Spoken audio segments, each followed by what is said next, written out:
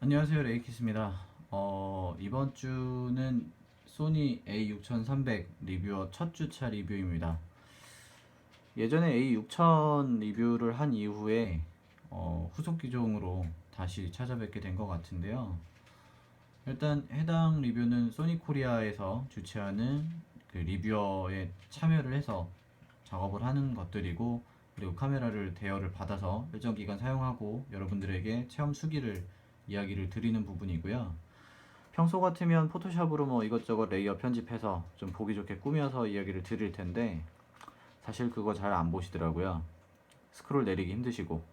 그래서 뭐 부담 없이 뭐 이어폰 끼고 들으시던 아니면 영상을 직접 보시던, 아마 영상을 보셔도 크게 변하진 않을 겁니다. 테이블에 카메라 올려놓고 이 녀석 이리저리 돌려가면서 보여드리는 걸로 리뷰를 할 것 같아요. 뭐 중간중간 결과물들은 스크롤 내리시면 아래 사진들 조금 넣어드릴 건데, 사실 첫 주차이기 때문에 간단하게 둘러보는 정도의 이야기를 할 거예요.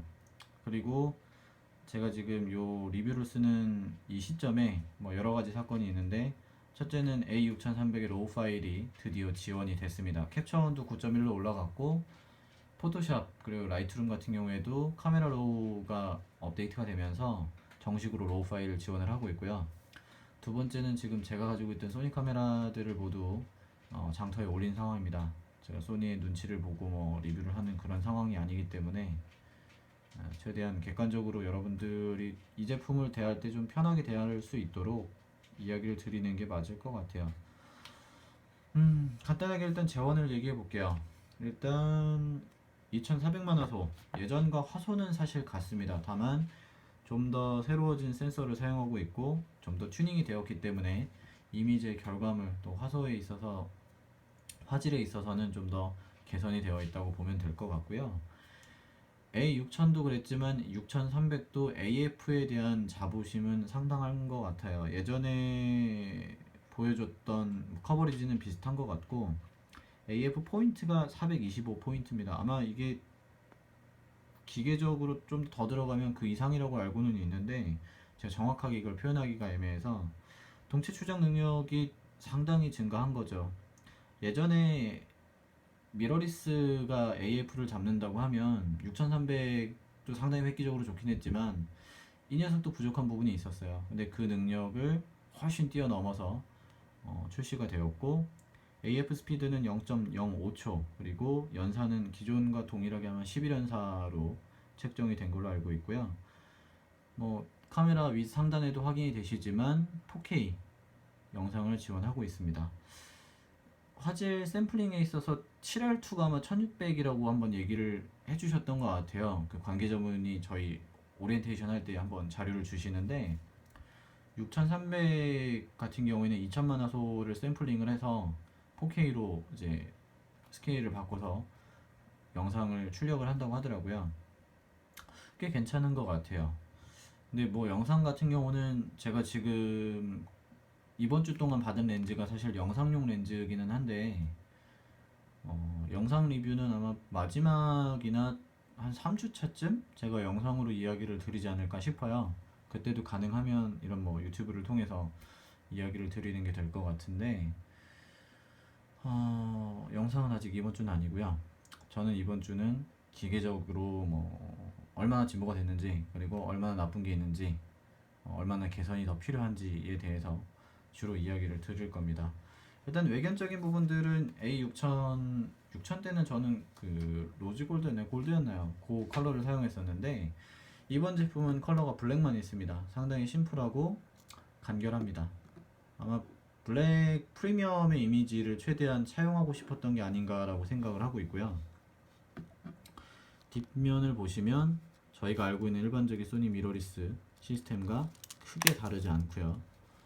그리고 그 커스텀 버튼 부분이 예전보다 좀 늘었어요. 그래서 버튼 사용에 있어서는 대략 A7R2, A72 뭐 요 제품과 크게 차이 없이 사용할 수 있고, 뷰파인더도 좀 더 좋아졌는데 문제는 요 아이컵이, 살짝 빼볼게요. A6000 때 보여줬던 아이컵과 동일한 재질을 가지고 있는데, 동일한 구성으로 이제 제품에 탈착을 할 수 있게 되어 있는데, 요게 잘 빠집니다. 생각보다 매우 잘 빠져요. 물론 이게 좀 복불복이 있긴 할 것 같은데 예전에 A6000 리뷰할 때는 대략 대여섯 번을 잃어버려서 이거 찾는 데만 한 10분 걸리고 그랬었어요. 그래서 되게 이거 제가 불편해 했었거든요. 근데 6300도 마찬가지의 디자인 아이덴티티를 가지고 있다 보니 요걸 채용한 것 같은데 요거 좀 잘못 채용한 게 아닌가 생각됩니다. 뭐 재질은 뭐 부드럽고 꽤 괜찮아요. 눈에도 딱 잘 들어오고 좋은데 저는 좀 껄끄러워하는 부분입니다. 두 번째는 옆을 볼까요? 옆을 보시면 USB와 HDMI, 미니 HDMI가 있고 그리고 마이크 잭이 맞죠? 네, 마이크 플러그 부분이 하나가 있습니다. 아무래도 영상에 신경을 쓰고 있는 제품이다 보니까 마이크 잭도 하나 더 넣었고요. 다만 이 부분은 그 마이크로 5핀짜리 USB 잭인데 이게 규격이 2.0의 표준이 맞춰져 있어요. 그렇다 보니까 최근에 저는 지금 캡처원을 통해서 테더링 촬영, 스튜디오에서 실무로 쓸 수 있는 것들을 좀 중심으로 생각을 하고 있다 보니까 2.0이 데이터가 넘어오는 속도가 상당히 느려요. 정말 많이 느립니다. 제가 7R2 같은 경우에는 40메가로 크롭으로 사용을 했는데도 들어오는데 상당히 느려서 좀 많이 버벅였어요. 그래서 스튜디오 실무에서는 좀 니콘을 사용하는 경우가 좀 잦았는데 A6300 같은 경우는 이번 주 샘플링한 거는 사실 JPG, 그러니까 엑스파인, 그러니까 엑스트라 파인 JPG로 사용을 했거든요. 오늘 전까지는 아무래도 로우 파일이 지원이 안 되다 보니까 사용을 했는데 그때까지는 넘어오는 게 괜찮았지만 로우 파일부터는 사실 이 속도가 어떨지 조금 불안은 해요. 그래서 이번 주 토요일에 제가 지금 촬영이 잡혀 있고 그때 아마 좀 실무적으로 활용을 해보지 않을까. 아마 정식으로 이미 로우 파일을 지원하고 있으니까. 근데 다음 기종에는 가능하면 무조건 USB 3.0이었으면 좋겠어요. 3.0이 아니면 아무래도 좀 무리가 있지 않을까. 왜냐면 다음 기종부터는 어떻게 되든 고화소 경쟁을 할 수밖에 없는 패러다임을 자기네들끼리 이미 만들어 놨는데 그 점에 대해서 아직 대응을 하지 않고 있죠. 캐논이나 니콘 같은 경우에는 그래도 상당히 빠릅니다. 근데 아직 소니는 사실 이 부분이 좀 부족해요.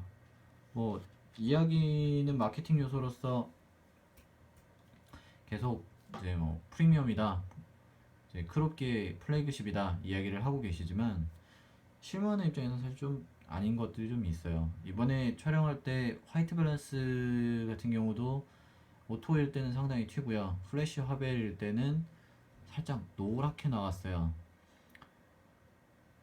일반적인 촬영, 이제 로우 파일로 뭐 촬영하게 되면 이제 지원되니까 좀 괜찮아졌지만 JPG 레벨에서 이 녀석을 색을 잡겠다고 이제 뛰어들게 되면 정말 완벽하게 커스텀 마벨을 만들지 않는 한에는 사실 정교한 색은 좀 무리가 아닐까, 그런 진단을 좀 받았습니다. 뭐 저도 그렇고 그날 저랑 같이 촬영했던 다른 작가님들 피드백도 마찬가지였고 그게 좀 아쉽지 않을까 생각이 돼요. 플래시 같은 경우는 뭐 팝업으로 나오고 있고요. 이게 예전 넥스 시리즈에서도 한번 보여줬던 부분이기 때문에 뭐 상당히 잘 쓰고 있고 요 바운스가 되는 요 목 꺾임이 상당히 꽤 유익합니다. 그러니까 직광으로만 쏘는 게 아니라 바운스 촬영도 간이로 이렇게 살짝 제끼면 사용이 가능하다는 게 있고요. 그리고 요 영상을 녹화하는 레코딩 버튼 역시 위치가 바뀌지 않았습니다. 요게 생각보다 잘 눌려요. 사진을 찍어야 되는데 영상이 눌리면 가끔 갑갑할 때가 있습니다. 그래서 요거 메뉴 들어가시면 안쪽에서 영상 모드로 다이얼을 돌리지 않으면 요거 안만 눌러도 촬영이 되지 않도록 그 온오프가 가능하시니까 무조건 설정을 해주시는 게 제 개인적으로는 가장 좋고요. 키 같은 경우에는 예전에는 요 버튼이 이렇게 안 돼 있었어요. 이 버튼이 생긴 게 A7 시리즈 이제 미러리스 풀프레임에서 나왔던 그 인터페이스인데 요거를 6300에서는 지원을 하고 있고요. 또 하나 이야기를 해보면 요 슈 같은 경우에는 범용 슈를 지원하고 있기 때문에 최근에 포켓리자드나 뭐 호르스밴드나 특히 뭐 캐논, 니콘 제품들과 같이 이제 사용할 때가 있는데 범용 슈가 맞아떨어지면 어느 정도 사용이 가능합니다. 그래서 여러 가지로 좀 쓰기가 편하고 나중에 쓰실 때 영상 장비를 위해서 뭐 마이크라든지 또는 조명 장비들 또 다실 때 유용하게 사용하실 수 있습니다. 다이얼 같은 경우는 조금 아쉽지만 사실 다이얼 락이 없어요. 다이얼 락이 들어갔다면 현재보다 가격이 좀 더 묘하게 뛰었겠죠. 사실 그러지 않았으면 좋겠는데 다이얼 락이 다음 버전에 들어갔으면 좋겠고, 요 휠과 셔터 휠하고 요 다이얼을 통해서 셔터와 조리개를 조절이 가능하도록 되어 있습니다. 자꾸 고양이가 이걸 건드는데 뒷배경 자꾸 건들고 있고요.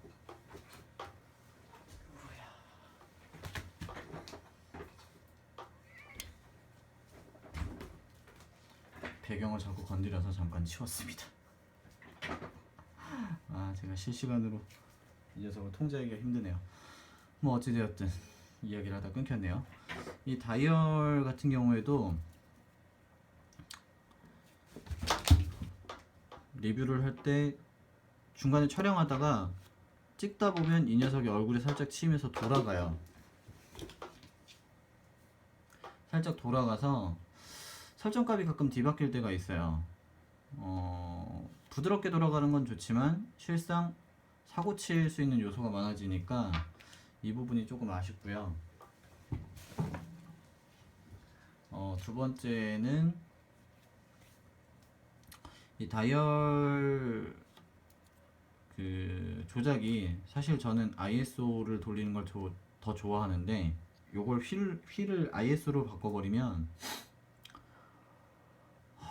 조리개를 M 모드로 했을 때 조리개와 셔터 스피드 바꾸기가 좀 난감합니다.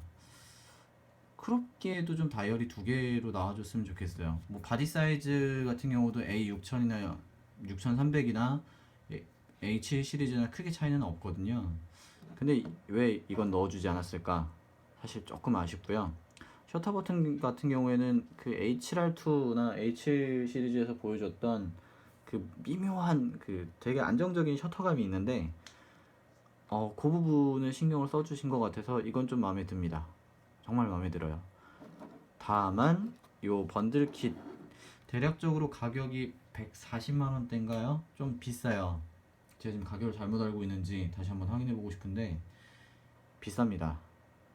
근데 이 녀석이 포장이 딱 요렇게 렌즈채로 들어가 있거든요. 요건 지금 대여로 같이 받은 거고, 요걸 돌려보시면 알겠지만 요렇게 하게 되면 아시겠죠? 렌즈 D캡 그리고 바디캡, 요 막아주는 캡이 두 개가 있는데 요걸 번들에는 제공을 해주지 않아요. 이 플라스틱이 단가가 얼마가 되는지 모르겠지만 이거 제공한다고 해서 소니가 적자를 보진 않을 거라고 생각하는데 아직도 안 넣어줍니다. 제가 리뷰할 때마다 아마 요 녀석들은 한 번씩 얘기를 하는 것 같아요. 근데 풀프레임은 들어가 있어요. 크롭 바디는 안 넣어줘요. 이걸 판매하기 위한 전략인지 뭔지 모르겠어요. 나중에 꼭 넣어줬으면 좋겠습니다. 네. 이게 굳이 그렇게 비싼 게 아닐 거예요. 카메라라는 게 그 원래 단가라는 걸 까서 얘기하게 되면 저희가 내는 비용이 상당히 비싼 거라는 걸 알 수 있게 되는데, 저도 뭐 여기저기서 들은 얘기가 있어서 그게 뭐 진짜인지 아닐지는 모르겠지만 제조 단가라는 걸 생각하면 플라스틱 쪼가리 하나 넣어주는 거 어렵지 않을 거라고 보거든요. 다음에 꼭 넣어줬으면 좋겠고, 이 녀석도 NFC와 와이파이를 지원합니다. 그렇기 때문에 소니 플레이 모바일 그 앱을 통하면 사진을 다운로드 받고 또 리모컨으로 사용하고 여러 가지 기능들을 사용할 수 있고, 어플리케이션으로 뭐 타임랩스 같은 경우에는 소니 앱들이 상당히 좋아요. 그래서 틸트 시프트 같은 기능들을 크롭을 통해서 사용하기 때문에 꽤 유용하게 사용할 수 있거든요. 그런 것들 그대로 이용 가능하고요. 4K 그리고 HFR이라고 해서 고속 촬영이 있는데, 이게 예전에는 그냥 이제 PC에서 프리미어나 베가스, 뭐 파이널 컷 같은 애프터 소프트웨어를 통해서 이제 영상 편집을 했어야 됐는데 최근에는 한번 업그레이드가 됐죠. A72부터였나요? 아마 A72가 아마 RX 시리즈일 거예요. RX100 4 그리고 RX10 Mark2인가요? 그 기종부터 해서 그 HFR 기능에 대해서 좀 본격적으로 사용이 되는 것 같은데, 카메라 자체적으로 HFR을 지원합니다. 다만 카메라 자체적으로 하면 비트레이트가 조금 떨어지는 대신에 쉽게 촬영이 되고, 그 후반 작업으로 작업을 하게 되면 비트레이트가 아마 100인가요? 거기까지 올라갈 거예요. 대신에 이제 조금 귀찮은 작업이 들어가겠죠. 퀄리티를 생각하면 뭐 후반 작업이 당연히 들어가야 되고, 나는 단순히 바로 딱 찍어서 보여주고 싶다고 하면 카메라 자체적으로 이용이 가능하니까 그걸 활용하는 것도 상당히 좋은 방식이 아닐까 싶습니다.